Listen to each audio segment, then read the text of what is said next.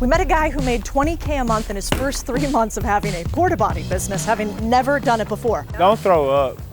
Don't throw up.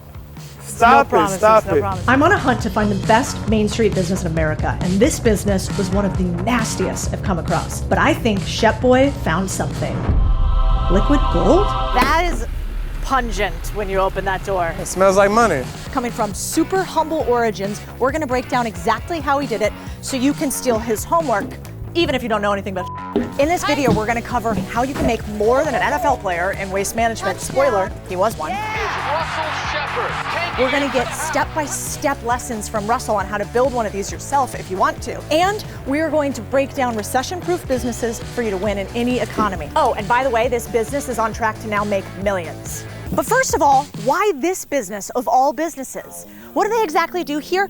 They sell porta potties. They build these bad boys, they rent them out to other people, then they scaled up to water tanks, then they scaled up to water fountains, then they even have these things, and they are slowly going from 1 unit to 5 unit to now 1,500 poopers.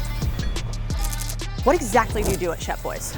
So we are simply rental providers of waste sanitary needs, being site services, construction projects, parties, special events, disasters. We have multiple streams and multiple services that we provide within the movement of waste and rental assets that support it.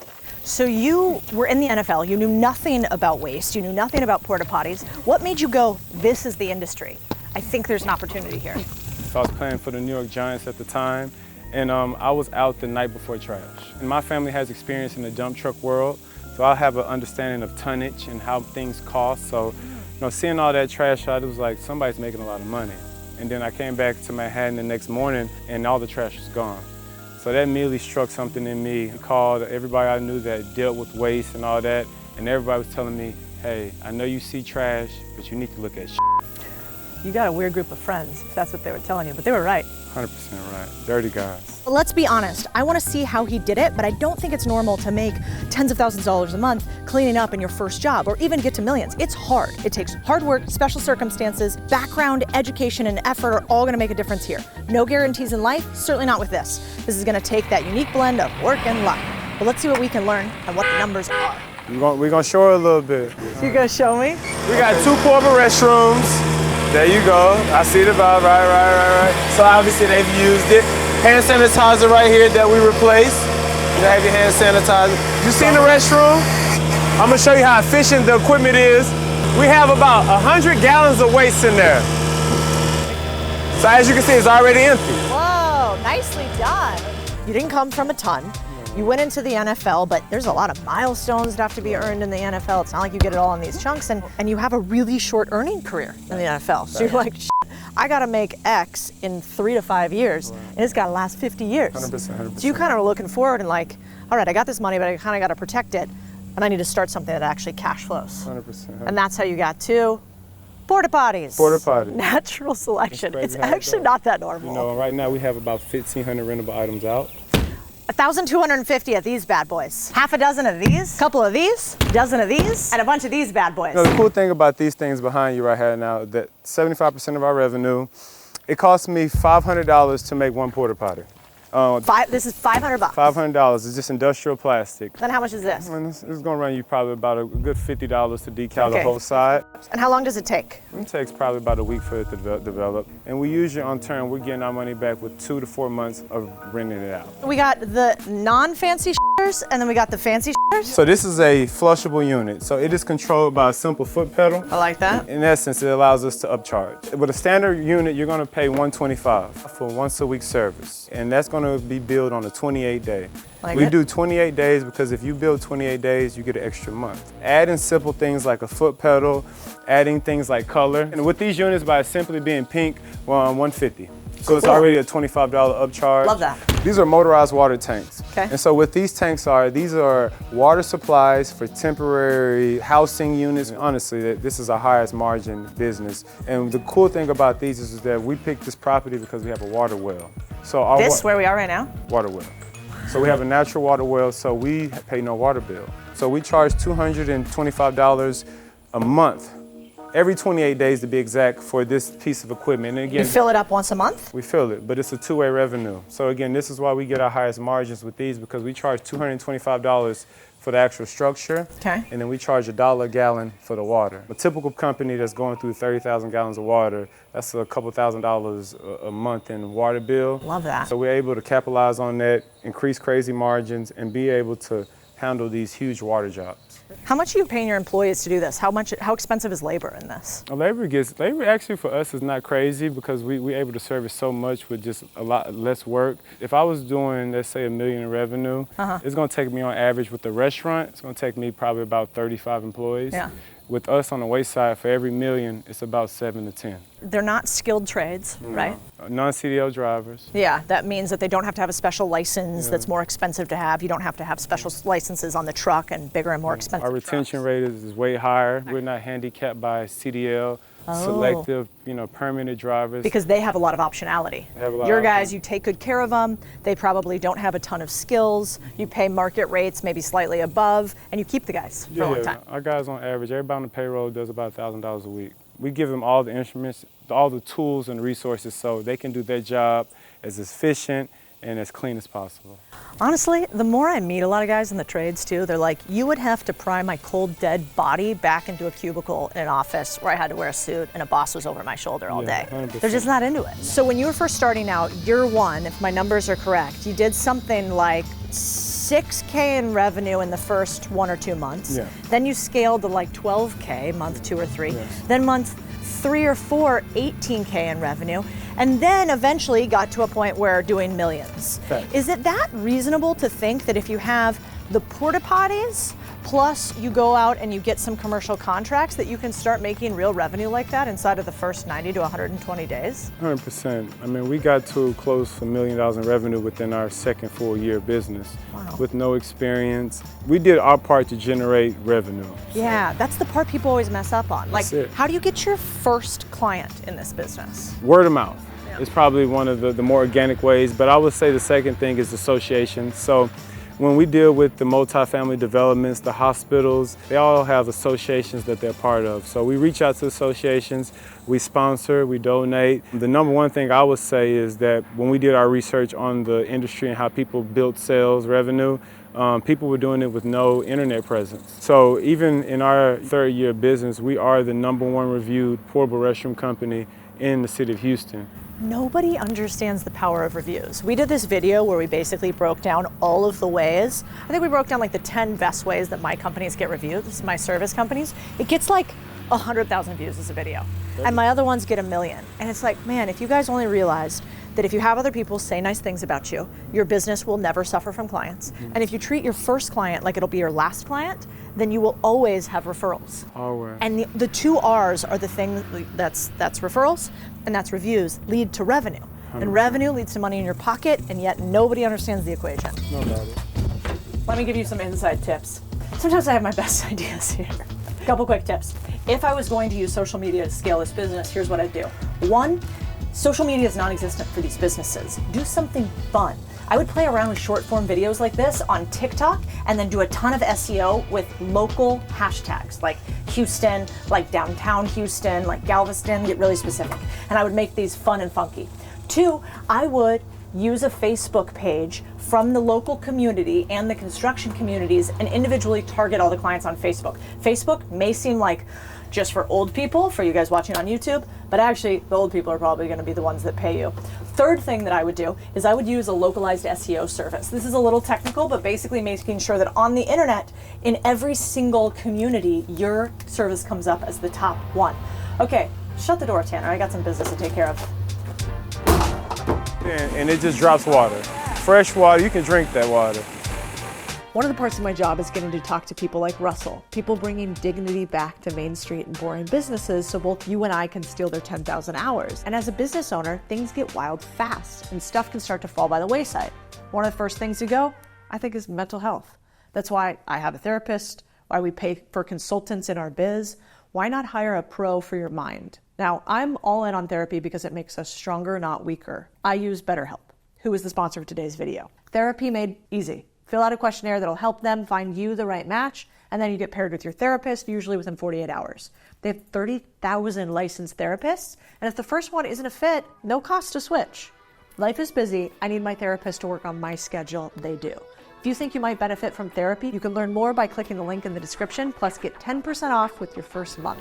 So obviously we talk a lot about and porta potties, but we need some tech for these businesses. Let's go inside and break that down, huh? So it's nearly impossible to maintain thousands of things, without running up a huge liability bill. So what we do is we invest in softwares that help us maintain, our rental equipment, helps us see what the guys see in terms of being on the road. So this routing system gives us alerts.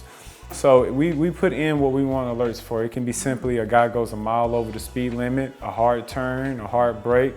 So for example, one of our trucks, which is titled Little Nasty, right. So the alert trigger is hard braking. So what the software does, it gives us the address where he's at. It gives us actually the clip, and it goes green when you see the hard braking occur. So it helps us be more efficient. At the end of the day, the number one thing that we need to be able to do is be able to put ourselves and our guys in the best position. What's up with Mama Nasty? I saw she had an issue. Yeah, Mama Nasty got all type of stuff going on. So Mama Nasty issue is tailgating. Oh. Exactly. So again, we see what they see, and then it allows us, when we have our weekly safety meetings, to meet with the guys, put it on the screen, and talk through what we've seen. And you say, what the f***, Harold? Yeah, I guess so. Yeah, it's probably a little meaner than that. Everything is American made here. I From love portable that. restrooms to tissue, everything. Really? Everything. That's Everything. incredible. Yeah, our manufacturer is down the street in Austin. That's amazing. Yeah, so they manufacture there, and that's why we're able to have a quick turnaround. Yeah, you should win those government contracts then. 100%. We've had great luck. Did you ever have, I remember when I first started one of my first businesses, I remember exactly where I was. I remember exactly who said it to me. And there was a human that said, you're not going to make it, in so many words. And I remember that exactly. Did you have a moment like that for you? For me, it was probably a year or so into the business when we actually got it started. And at this point, you're spending your hard-earned money to get it going. And then us being a startup, we didn't qualify for banking help right off the bat. Within the first year, I felt overwhelmed. And then, obviously you got people, I'm on sites cleaning the restroom, and just a year later, I was in MetLife Stadium. Because again, I took a big leap of faith, and not only I invested, and I was the majority investor in the company, within the first 3 years. Also, too, was the first driver. Playing professional sports, I got pretty good at ignoring the noise. I had little kids calling me terrible for a while. That's true. I had the skill of having the blinders on, but in terms of being hard on myself, being a professional athlete, that's where the self-doubt was coming. Within a year, fighting my own battles, and okay, why are you doing this? What did you really give up? $1 million dream job to drive a truck around? That was a humbling, year. Put your hands right. It smells good in here now. Yes. You did such a dignity for these workers here. Otherwise, if they didn't have you, they'd be in trouble, huh? Everybody love this man. Yeah. Let's tell them some of the hard truths here. Have you ever been lied to, cheated, stolen from in this business? The big thing with our business is that, it's the wild, wild west. We don't have contracts for the most part with a lot of our revenue and with our customers. It's just sign invoices, so we consistently get underbid. And the only reason we know is because the loyalty of our customers are sending us, pictures and text messages. Hey, Waste Management came over here. They're trying to underbid you guys. So we see a lot of the bad business with our competitors. We see good business with our competitors as well, but a lot of the good thing for us is if a person is humble enough to deal with human waste, typically they're a decent person because it's a humble job. But on the opposite side, since it is a humble job, it's a very lucrative job, business owners and operators tend to get a little cutthroat. One of my best pieces of advice when I went into business that somebody told me was, I can't guarantee you'll ever make any money, but I can guarantee at some point you'll lose some. And so I think that's a good thing to know about business. I've been lied to, stolen from, cheated, sued, all of it. 100%. But the wild thing is, after you've been in business for a while, I think this scares people off, but rarely does it kill you. It doesn't kill you, it makes you more resilient. It does. It's like lifting weights in the gym. Every single one of those difficulties just means you get a little bit more muscle. That's a big part of the reason why I've been able to make this transition. Yeah. Now, I don't have a business degree. I don't have a a father who ran just a high revenue company. I have the right ingredients, and then we're not scared enough to go out here and figure things out on the move. You know, none of my family have waste experience. Majority of the things that have made Shep Boys what it is today, it's people learning on the move. So should we clean up some shit? I've seen probably about 1,000 maggots so far. Oh God, dude. So what we got is a 10,000 gallon frac tank that we hold on the yard to hold waste. We want our guys to start their day off with empty tanks. Yeah. You start a guy off with a full tank, then he has to go dispose, taken away from, you know, showing up to sites on time and getting stuck. You get all the way up there. What? There are maggots up here. There are maggots, they're maggots. There's a bunch of other stuff in there too. Oh God. That's pretty gross. See? Oh, this is stressful. So what we got here, so again, the waste. As this physics and how things go, solids are gonna sink to the bottom, liquids and small mass materials are gonna rise to the top. Yeah. So again, a lot of times when we pick, we can either draw from the top, the middle, or the bottom. But we choose the top because this is where most of the liquid is. So again, as you can see, you got a couple hundred maggots, you got some cloth tissue, you got a few female products, some. Dude, that maggot in there, like this. Beautiful, it means that we're making money. Yeah, that's right. You know, No, it's part of the circle of life, right? Yeah. We haul our waste, our water at a rate of $1 a gallon. Yeah. So stash in this little tank right here is about $10,000 in value of waste that we're gonna have to dispose of that we've been paid to haul or contain. Do you ever wear a nose plug? No, I've gotten kind of used to it. It's not that bad. It's not that bad. It's not that good.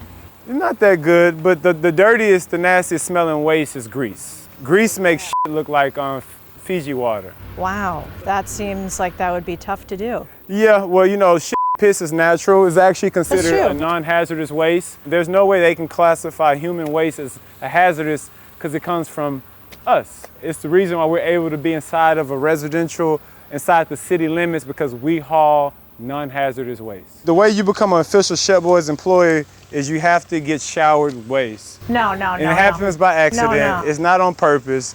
But as you can see right here, that is a disposal mount. And most of the time our guys will connect here because it makes it more efficient. But between this and that, at some point you're going to get. You're just gonna get. You ever seen it rain? No, it's not good. You should come here about 4:30 in the morning. Oh shit. Oh, actually, that reminds me. We have a list of 130 boring businesses, dirty businesses that we think are recession resistant. I made the list just for you. You guys can get it right here so that when you see this, you actually think this. Do you get used to all this after a while? It doesn't really bother you anymore. It's like when you have kids, you get used to changing diapers, so you get used to this. Smell like money to me. Yeah, I love the smell. I've grown to it. Yes, that's pretty gross. Yeah, it is, right? Yeah, they don't stink. No, it smells like money. Want to smell my hands? It smells like cinnamon. I kind of smell a little bit like a stripper now, I think. What do you think? There's a little. I don't think you smell that good. Let's give away some homework today. So let's imagine somebody young is listening. They want to be Shep. They want to be you. They want to start a waste management company. Let's go through what are the 7 steps that they need to do to start a company just like this? The first thing I would say is do your research. Yeah. I mean, we're in the research era, so whether it's YouTube, social media, figure out what you want to do. Find something that's very simple, something that's simple but has a correctable problem. Third thing, we chase problems in the business world. We want to solve problems. When you solve problems, that becomes a very lucrative thing for us. Fourth thing I would probably say is gain the experience. Even myself as a professional athlete, who had, I had resources, had capital, I still decided to be an employee at my company, be active so I can learn. The best way you learn to lead your company, your guys, is gain experience, do it yourself. Fifth one is gain as much financial experience and just knowledge as you can.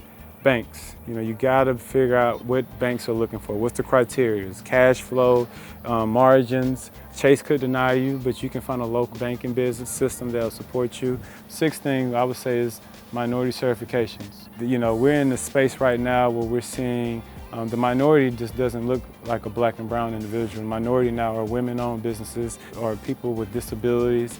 They're widening the scope and just the things that come with being a minority. So figure out where are minority opportunities in your market and capitalize on them. And the seventh thing I would say is, what's your exit plan? You know, unlike real estate where there's hard land or there's structures built on top of land, businesses don't last forever. I don't care if you're a Walton. At some point, Walmart will belly up. Some businesses last longer than others, but the whole idea is to be able to build something of value and have an exit plan so then you can take those resources and continue to invest in a variety of other things to widen your portfolio. First, let's talk about what's awesome about this business. You've got reoccurring revenue, you've got commercial contracts, that means they're harder to cancel, they're bigger jobs. You've got a sustainable industry that you know that you have built-in demand, recession-resistant industry because everybody's going to the bathroom always, and you've got a business that you can have a hyper-localized model and expand throughout. All amazing, but there are many things that suck about this business. Let's talk about it. It stinks.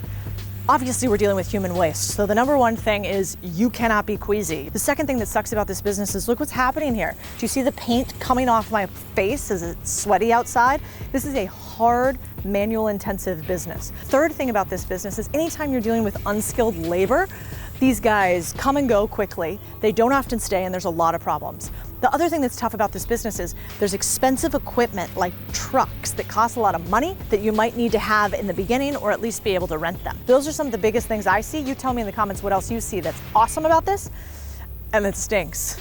Hey! Nailed it! Touchdown! Yeah! I'm pretty impressed I think you would have made the team. Oh, I would have made the team? I don't know if you practice squad or not, but you would have made the team. Let's talk about how to scale a company like this. Here's what I do. The first thing you want to do if you've never run a company like this is exactly what Shep said. I would go and work for a company like this. I would actually want to go work in sales. Why? Because if you can get sales, everything else gets solved as a problem. The hardest thing to understand in a business like this would be, how do I talk a construction site into actually letting me be the person to handle their waste? If you don't know the answer to that, well, go watch people who do that for a living. So you go and work in a sales job. The second thing that I would do is when I was in that sales position, I'd be talking to the management and saying, can I understand the unit economics? Which means if we have this thing that we sell, porta potties, how much does the porta potty cost? How much do we charge the client for it? And how much is left in the middle? The third thing that I would want to go do is I want to figure out what is the most valuable client that you have. And because I know in the very beginning I'm not going to be very good because I'm just going to be starting out this business, I want to go and figure out the most valuable, most expensive client that I can have, because that way I don't have to get as many of them and I can have still a lot of profit in it. A lot of things that people do wrong is when they start out in a business like this, they go after the easiest client to get. Often the easiest client to get is the cheapest client. They don't stay with you, you don't have enough margin to make mistakes. And then the next thing that I would do is I would actually figure out, once I understood all of this, could I buy the business as opposed to build it? Remember when he said he had a startup and so it wasn't bankable in the beginning because there was no revenue, there was no history. Well, if instead you go out and you buy a business like this, then you have the opportunity to use the historical cash flow in order to get a loan so you don't have to use your own money. Now that comes with its own set of risks. This is just what I would do to scale faster. So I think he's a little bit right. This is liquid gold. Double teaming Odell. Oh, no. Eli Manning's out. I need you to give me the ball. Throw me the ball. Okay, ready? And I go ready, set, hike. Yeah? Yeah, but you're going that way. Yeah. But you should face that way then. Oh, There okay, you go. There okay. you go. Ready, set, hike. I panicked.